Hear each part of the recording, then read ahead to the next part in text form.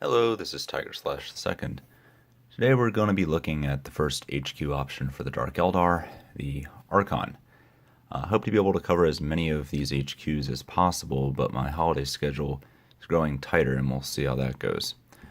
This review is going to be broken into three parts. First, a look at the model itself, then a look at its war gear and options, and finally a general strategy. Start off with, the Dark Eldar Archon is probably the most iterations of any model in the line, starting with the Skin Mask guy of 3rd edition. Unfortunately, I don't have that model to show you, and frankly, I've never really been a fan of it. It's always looked a little too much like a Chaos Lord to me. Other iterations have cropped up since then. This one here, I believe, started life as an Archite, which is like a lesser Archon, or perhaps a Dracon. It came about in like 3rd or 4th edition. It is probably my favorite of all of the different Archon models. It was repurposed as an Archon, I think, in 5th edition. Now, a few things that I like specifically about it. The older models are hit or miss, but this one's very much a hit with me. I love the power trident it's got. I love the ridiculous huge pauldrons and the Madonna cones. I also love the hairstyle. It's a bit sort of like a half-shaved mohawk, maybe, almost. I love the flowing skirt and the big chunky boots. And notice the hair and the skirt are both flowing in the same direction, so it's got more coordination going on than Mortarion. But just this model in general, even though it's got like that classic, wide stance, static pose that a lot of people in the hobby like to criticize, I like it for this model. It looks good. You can tell on the game board where the HQ is at any given time. It doesn't just blend in with a lot of Kabalites, but it also doesn't clash with them either. After those models, you got this guy right here. This is the classic reworked Archon, the one that's seen on the front of the Codex, and it's got a blast pistol added on. This was originally made in pewter, but it was since recast in Finecast, which this model is not particularly good as a Finecast model. As you can tell, it's very fragile. Its spindly bits are extra spindly. But the model itself, the sculpt is great. If you find one in pewter, I recommend snatching it up, although they go for premium prices now. Even the Finecast ones, as undesirable as Finecast is to most people, they will go for a pretty penny. This one, by contrast, only costs like $9 or $10 on the used market. Then finally, we come to the modern iteration of the Archon, which is this guy right here, made entirely in plastic. The one bad thing I can say about this older Archon is its size. It is sized exactly proportional to all the Kabalite warriors, which is fine. I actually like that. But the lack of a dynamic pose and the lack of any kind of basing material means that it will very easily blend in with a unit of warriors. It doesn't make a good playing piece. This makes a much better playing piece. The trophy rack adds some much needed height. Not a big fan of the top knot, but it does too. And it's modeled on top of a bunch of plastic rocks and skulls and such. I'm not a big fan of this model. I think the cape is not... It's too homunculus looking for an Archon. And the trophy rack and everything in general is... They could have done a lot more with that. The spikes, like the skull on his paws, it looks too chaosy. It's not... It doesn't scream Dark Eldar, really. And then, of course, there's the pose, which is really awkward, in my opinion. He's just sort of standing straight up. And no matter how you model these arms, it's going to look weird. And probably the thing that does it for me the most is if I can get a good picture of his face. I don't think I can, not with this camera. There we go. The GW model on the website is really, with the paint, it's more pronounced. But to me, he looks kind of like Curly Howard, and that just ruins the whole effect. Because a lot of people don't like the current plastic Archon, they tend to make their own. This one was included with that large Dark Eldar lot I purchased a while back. It's actually a Dark Elf model from the Fantasy line, a Corsair of some sort.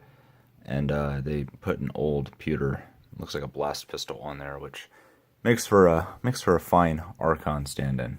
So now we need to talk about just basically how the dark Eldar Archons can be kitted out. As obviously, blast pistols are an option. At some point, Power Lance probably was, but no longer. The Husk Blade and the Power Sword are two options as well. In general, the Archon is going to be kitted for close combat. That's typically what all the war gear is about. You've got your Husk Blade, you've got your Venom Blade, you've got Power Sword is an option, Agonizer is an option, and a vast array of pistols, from relics to blast pistols, splinter pistols. I think they can take a stinger pistol, maybe not, but mostly close combat oriented stuff, pistols and close combat weapons. Additionally, their relics tend to revolve around close combat as well. For instance, one of the armors that you can give them gives them a 3-up save and a -1 to hit in close combat specifically. Most of it is just revolving around increasing their durability and increasing their damage output, like the Jin Blade. An upgrade for the Relic Blade replacement for the Husk Blade. The Archon itself is a pretty basic character when it comes to its rules. It's your typical HQ. It's got 5 wounds. It's got a 2-up, and it's for its weapon skill and ballistic skill. It's got a 5-up armor save, but its parlor trick is the 2-up invul save. The 2-up invul save for this model is unique, and it changed, in my opinion, not for the better, from 7th edition. In 7th edition, the way it worked was you purchased the Shadow Field for the Archon as a piece of war gear, a prohibitively expensive piece of war gear at that, and it gave it a 2-up invul save until it failed it. And when it failed it, the 2-up invul save went away at the end of the phase, which meant that you could roll all of your saves at once for the entire, enemy shooting phase or fight phase or whatever as normal, and then at the end of the phase it just went away.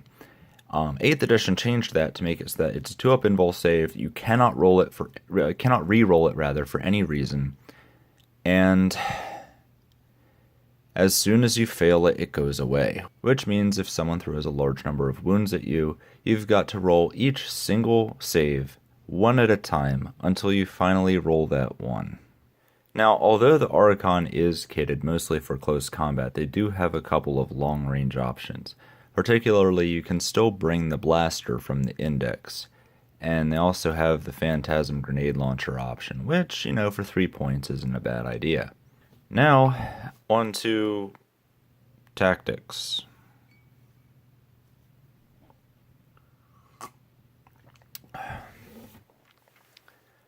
The problem with the Archon is directly related to problems with the army as a whole and the design philosophy behind 8th edition in general. The Archon's tactics are a katamari of small, some almost imperceptible, poor design choices rolled together into one massive problem.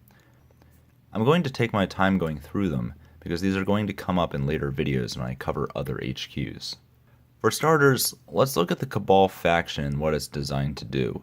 Your options are Flyers, Ravagers, Transports, Court Units, and Kabalite Warriors. All of the obsessions and many of the stratagems and relics revolve around improved shooting or improved durability, be it the Flayed Skulls bonus to units with fly or embarked units on a flying platform, Obsidian Rose bonus to range, Poison Tongue bonus to poison weapons, or Rid of the Living Muse for rerolls. The tactic then is quite clear. You have dudes in boats, these dudes shoot from boats, and these dudes fly around a lot in those boats, using long range, strong firepower, and high mobility.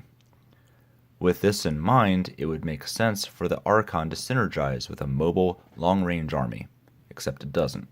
The Archon model in general is kitted to be a close combat machine.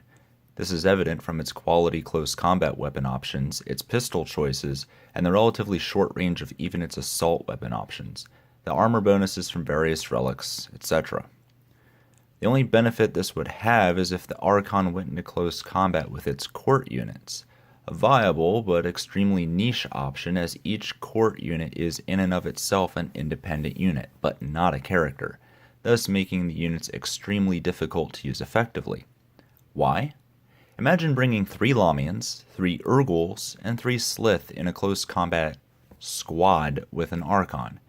These units aren't bad, but every single unit would have to make an independent charge roll, meaning you would have to make 10 charges with that pack of models to be able to get the entire close combat squad into one fight.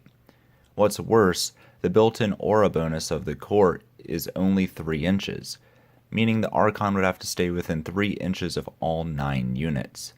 And while this may seem like a lot, a 10-man elite close combat squad is by no means unreasonable, even with court units. Much more expensive close combat squads have been done of similar character-esque units, such as the 10-man Skylock Conclave. However, those act as a single unit, not as 10 individuals. To add to the design confusion, the court aura benefit and the Archon aura benefit are virtually identical, using the 3-inch restriction I just talked about, but also making me wonder why the hell they even bothered in the first place. I guess the Archon aura is tiered with the court units and that closer proximity yields better results or something. I don't know.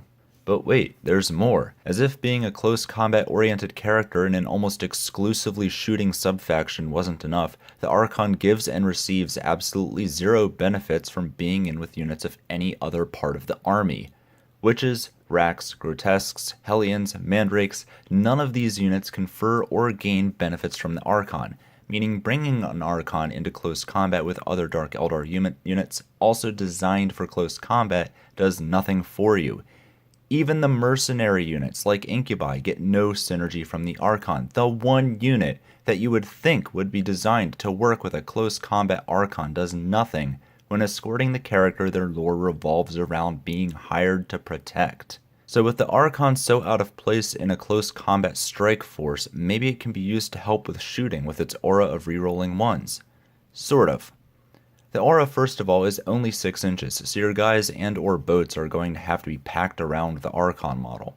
However, for reasons that continue to baffle me, the Archon's aura does not confer to embarked units, nor is it given when the model itself is embarked.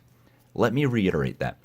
In a faction entirely designed around having guys in boats, the HQ for that faction does not buff guys in boats. It buffs the boats themselves, but the boats on their own are not point efficient in the least, and once a Kabalite warrior steps foot on top of an open-top transport, it loses all benefits from its Archon.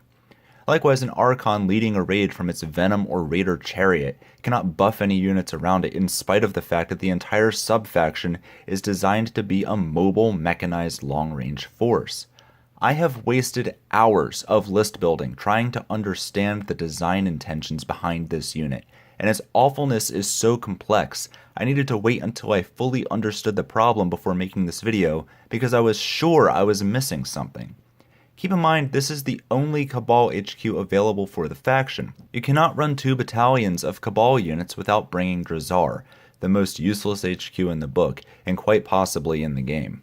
Because of the Archon's lack of any and all synergy with the faction it represents, it gets pigeonholed into one extremely specific role, being used to supply re-rolls to 3 Ravagers.